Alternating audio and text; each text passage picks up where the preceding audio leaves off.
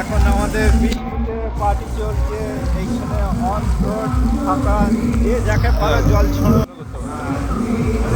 যে যাকে পাচ্ছে জল ছড়ে দিচ্ছে। এটাই মজা আলাদা, এরকম এনজয়মেন্ট, এরকম ফেস্টিভ্যাল কোথাও পাওয়া যাবে না।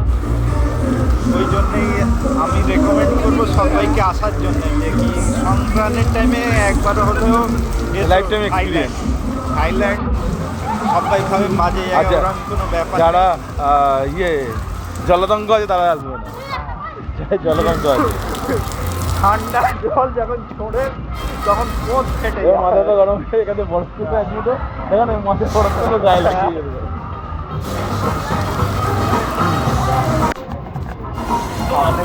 এই যে এটা হচ্ছে বড় লীলা ইন্ডিয়ান ক্লাব। এইখানে সবাই বন্দুক মারার জন্য আগে থেকে রেডি হয়ে আছে।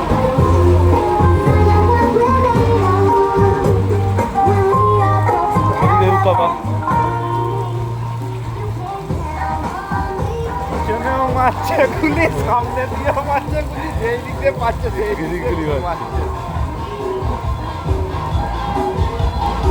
এইটার নিচে আবার অন্য করেছে, মশলা করেছে, এইটা আলাদা করেছে এখন মশাল।